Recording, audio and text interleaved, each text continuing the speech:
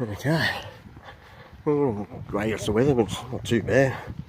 It's pelting down at 5:30 this morning. But just heading off on the walk to Sutherland and back. So 18, 20 k's. No bub today, she's still a little bit crook, as is my wife. We must do a family walk, but next time. So just solo today. Probably won't be that much mutterings. But with weather, got my umbrella, so there we go. Already done 8 k's this morning through the fire trail with the group of blokes, which is nice. Good old natter with each other along the way. Now it's just myself and heading off on a big mission again. So get the fitness up and then ready for my big goal at the end of all this. Well, won't be the end of it all, because I'll keep walking once I've done the Bondi to Manly. But it's my goal in the meantime. So this may or may not be a long video, who knows. Anyways, catch us. Right, so about 4.5 k's into this walk towards Sutherland. So I didn't do the extra bit, so it'll probably be about 17, 18 k's in total today. Without the little extra leg on it. So I'll just skip that because I'd already done 8k bushwalk along the fire trails this morning with the blokes group.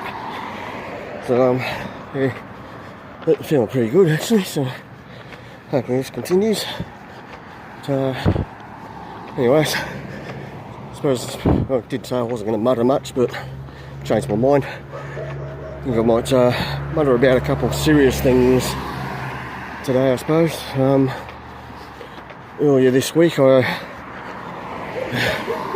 found out that an old friend had a mild stroke. Thankfully it was only a mild one, and he's going reasonably well from that. Just some pins and needles in his right hand, I believe.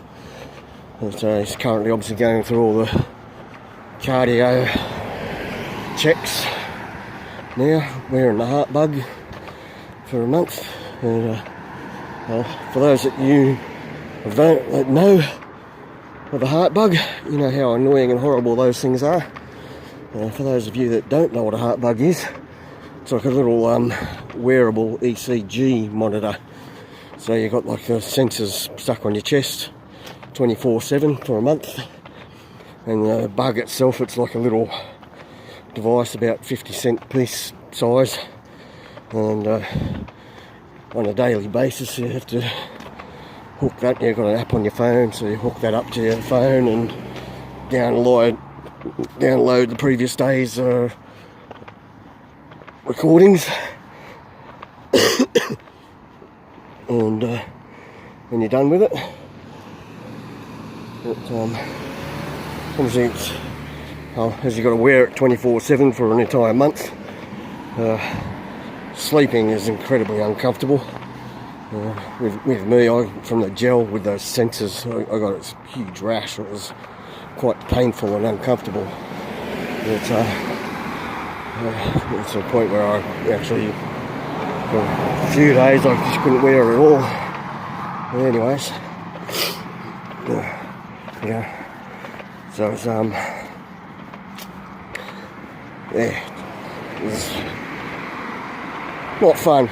But anyways, so if you ever do find yourself having a stroke or whatever, obviously that's the first thing you got to do is check all your cardio and vascular system, because strokes being a blockage related to that.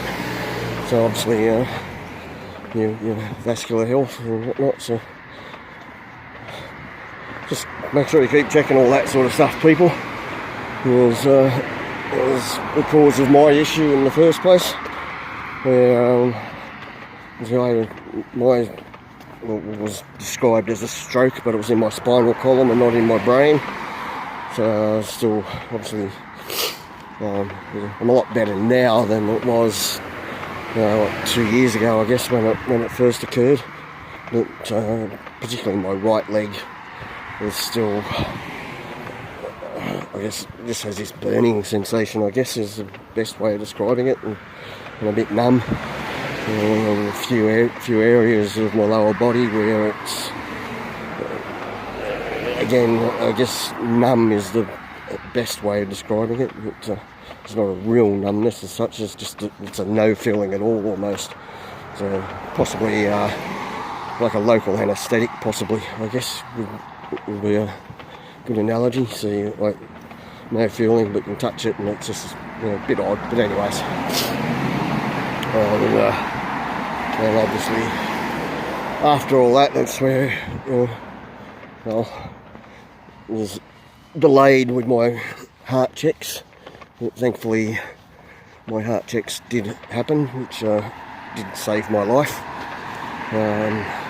If I had not done that and gone to the extent where I actually had the CT angiogram, because all the early tests showed absolutely nothing, I had no symptoms, so ultrasound, stress tests and all these other cardio tests, and even the heart bug itself for a month showed absolutely no anomalies until I had the CT heart scan, which showed then the extensive blockages that I had. So and had I not had my surgeries November, December last year, my family would not have been having Christmas. Morning, they are. So yeah, that's the basic reality of it. Was without those checks and those heart surgeries late last year, I would not have been around for Christmas. And my family would have been having the first of many Christmases without me, which obviously not a good thought, but anyways. So yeah, people, I suppose it's just bug you a little bit. That's the whole purpose of why I'm doing this, I suppose, is raise awareness of heart health and vascular health and those sort of things. Because once you reach the 50, you still think you're pretty young, and in reality I guess we are. But I've lost quite a few school friends to sudden heart attacks and whatnot, and just all, they seem pretty healthy, no symptoms, no nothing, and suddenly they're not about, which never a nice thing. But anyways, so just take care of yourselves, people. As I said, if you look on the page there, I do have links to the Heart Foundation and healthy eating links and all that sort of stuff. So don't be shy, go have a look at those links, have a look at some recipes for healthy heart eating and all that sort of crap, and go from there. So I'll be back a bit later to mutter a little bit about this actual blokes walking group that I am a part of, and the I guess the thoughts behind having that created and whatnot, and what it's about. But I'll come back in a little while and talk about that. So a couple of serious mutterings today on this one. Right, going along nicely. Almost 11 k's on this walk. Been to the markets, got pineapple donuts. So got one from my wife. So she's never experienced the joys of a pineapple donut. So we just have to rectify that wrong. There's a couple of bagels as well for both her and the daughter to nibble on once I get home. Well, I've got about another 9 k's, I guess, before I get there. But, so the 8 k's bushwalk before I started, and now 11, so I've done almost 20 k's already today anyways, and another 9 to go to get home. So legs are feeling it a little bit, but not too bad. I could, there's Loftus train station up ahead, so I could cheat and take that option. But I think I'll stick it out,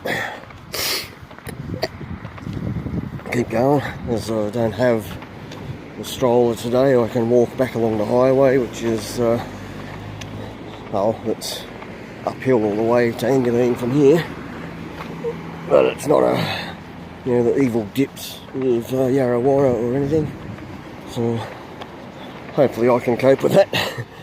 So there we go. It'll give me, you know, close on 30 k's by the time I get home, which will be a pretty decent achievement, really. Just with an umbrella hanging off my bloody shoulder. There's bloody weathermen telling me it's going to rain and it doesn't. Very annoying. Anyways. But I guess serious muttering number 2. There's blokes walking group that I'm part of and join in on a weekly basis when weather permits. So it's started by a local bloke, just as, you know, like a men's health thing for blokes to connect and whatnot, you know, so which is, it's good fun. It's a wide variety of age groups and whatnot, and I tend to just wander along and just talk general bullshit. There's no obviously serious psychoanalysis or anything like that, but it's at least it's a connection. So rather than sitting in isolation, which is, I think, the general idea behind it. Which, you know, in this past week with the apparent suicide of a popular NRL coach and former player, someone that's, you know, seemingly got it all, is apparently committed suicide for whatever, so, which is obviously a very sad state of affairs, and condolences to his family and all that sort of stuff. It's obviously, it's a hard thing for those that are left behind with all the questions and whatnot. But, you know, the what ifs and the whys and the other questions that can't be answered. So it's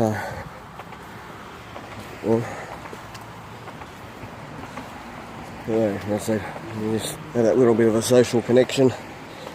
It's better than nothing. Helps, you know, if you're struggling, just having that connection can help you get through a day. But, yeah, anyways, suicide touches us all in some ways, and I'll tell you a couple of stories about that some other time. But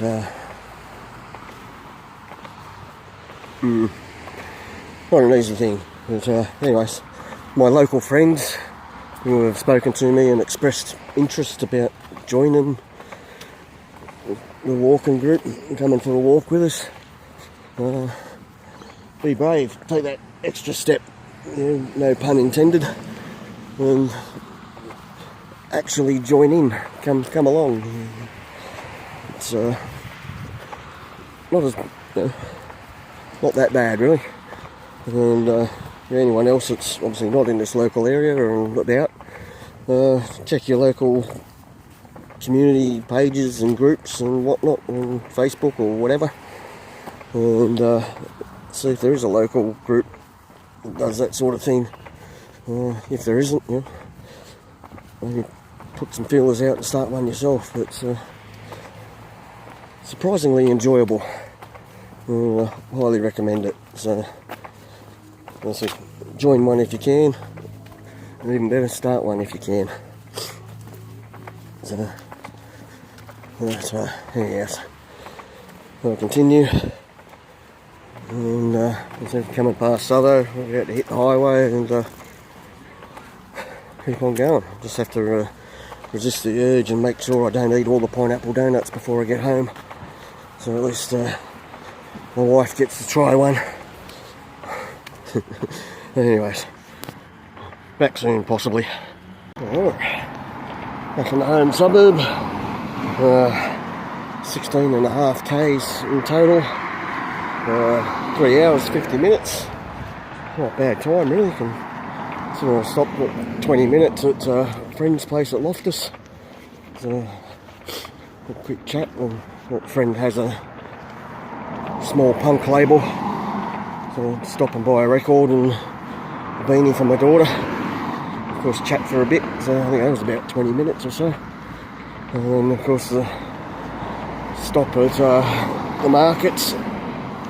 So yeah, I think the other week when I did this with my daughter in the stroller, it was a little over 5 hours. Admittedly, we did do a couple extra Ks, but anyway,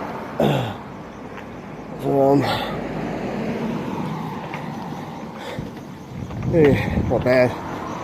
Legs are tired, but coping. Not about to fall over or anything, so I'm pretty happy about that. And just strolling along. But anyways, just to carry on with the solemn theme of today's videos, suicide. Obviously, I was talking earlier, obviously got me thinking about some things. Yeah, well, as we all know, suicide is far too common. It's not a rare thing. Whilst it's not solely the domain of us blokes, it does seem to be predominantly males that are knocking themselves off. And so, like everyone, and friends, family, acquaintances, people I used to go to school with, all done themselves in for whatever reason, and that couldn't get past their troubles, unfortunately. So I'd just like to share one story about one particular suicide that affected me quite dramatically. It was 30 years ago now, so come to terms with it all and whatnot. But this particular friend was troubled for some time, and would always look to me for support and whatnot. Quite often I'd be one, we tend to just go out, see bands or whatever, and so I just spend time with him, not judge him, do those things that basically you can only do, and keep him out of trouble, because he had a pretty good knack of upsetting people. And so completely unintentional, and you never understood why people were getting upset with him. But I tended to have to drag him away and diffuse the situation and calm the other people down, and then explain to him that it wasn't really his fault, and I'd see him safely home. So that's probably like the last 6 months or so of his time. Prior to that, it was kind of shared among the group of friends. He sort of isolated himself or whatever from the group and started relying more on me individually. So anyways, that is what it was. And so this particular night we'd been out to Penshurst, it was, to see some bands. I'd actually got out with some other friends, and actually came looking for me and found me. That's those sort of nights. And anyways, the band's finished. Our friends dropped us off at Sutherland, and the late open pub was still open, so we just went in there for a few more beers and whatnot. And of course, it got to that time of night when the last train was approaching. So off we toddle over to the station to get the last train. And yes, as I said, I used to always safely see him home. But on this particular night, I could not do that. So sort of mentioned to him that yeah, I couldn't see him home. And I can still see the look on his face, how hurt he was by that. But anyways, could only placate him and whatnot. So sort of calmed him and that, and he assured me that he'd be right. And we made plans then this was the Friday night it was, so we made plans for the following day, being a Saturday, so to meet at our local pub, and we'd head off to the Royal to see Massapil, because Massapil was playing that night at the Royal. Before that got shut down. But yeah, anyways, I got off the train, left him, and made my way home. Next day, we went to the pub as planned. He did not show up. I was a bit concerned, but anyways, went on. I ended up not going to see Massapil. I didn't really feel like seeing him on my own on that night.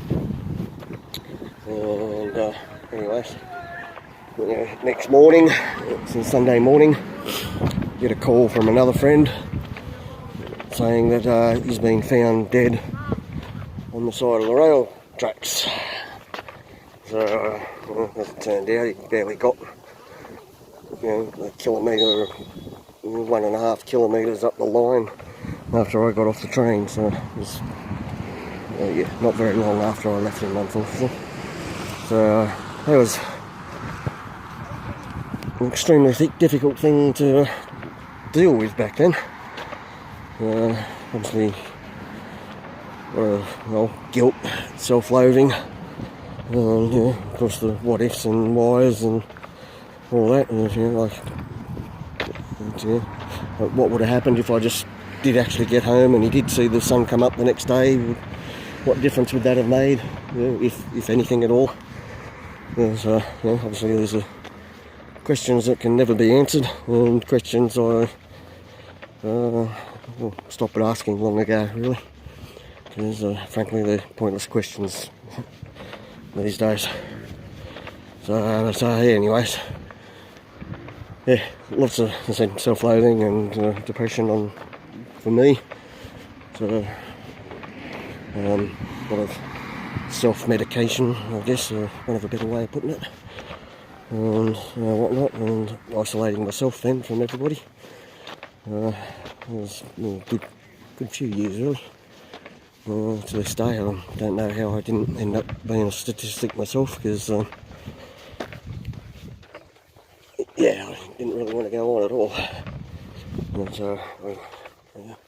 But for whatever reason, I kept going to sleep at night and waking up the next morning and getting through that day. It was always, as the old saying goes, one day at a time. That's the way I did it. That cliche. But anyways, there was one particular encounter, one random encounter that I had at some point. I can't remember what year or anything like that. Things are a bit blurry, as is the case when that's a lot of medicating, so to speak. And I'd always go see bands on my own. I'd drive, drink, drugs, fuck, whatever. Didn't really care, if I had a fatal accident, then fucking, great. And not really caring about consequences on anyone else, a bit selfish, I guess. It's not something I'm proud of these days, but it's the way it was. And I was seeing, I think it's a World War 24 old Sydney hardcore punk band at a place called Lewisham, and as was per usual, it was pretty well numbed and that. So I'm just sitting in this place on my own. There's not a lot of people. There's rarely a lot of people at proper punk gigs in those days. So you'll see big crowds, but anyways, I was sitting at this table and looking pretty scraggly and sorry for myself. And amazingly, there's two rather pleasant young ladies asked if they could join me at my table, which I figured, well, they just wanted a seat, so I said, yeah, fine. And no sooner did they sit down, they actually started talking to me, which was even more shocking. And talking to people was definitely not my thing, not something I did in them days. As you can hear now, it's changed a little bit. Anyway, so we were just chatting and whatnot. Actually no recollection of the general conversations, except for one particular comment that one of the girls made. It's a comment that's stuck with me ever since. And a comment that at the times when I did want to give up, I would think of this comment and then I would continue on. It's I don't know where she got it from. Well, obviously caught on to some talking to me and whatnot, so obviously see that I wasn't a happy person. And she just randomly said out of the blue was, live life on the edge, just never jump off. Which seemed like a very strange thing to say, and it rang a real note with me at the time. And as I said, it still does. And it's I guess kind of almost a motto that I adopted, really. And on many occasions, thinking of that comment allowed me to see the sun come up the next day, which is very close to not doing on many occasions. Anyways, after many years, I somehow came to terms with it. To this day, I still don't really know how. Don't ask me, because it's just basically kept on going until I finally, I just didn't really affect me like it did. And now these days, here I am, wife, baby, daughter. Whatnot, stuff that I never thought would ever happen. Anyways, so yeah, guys, if you're ever feeling down, don't be afraid to speak up and just ask your mates just to hang out. No need to unload or anything like that. But just ask them just to be with you. And if you got a friend who needs it, that's all you've got to do, just be with them. There's not really anything else you can do. No point trying to psychoanalyse or convince them that everything's rosy or anything like that, because let's face it, shit isn't rosy. So,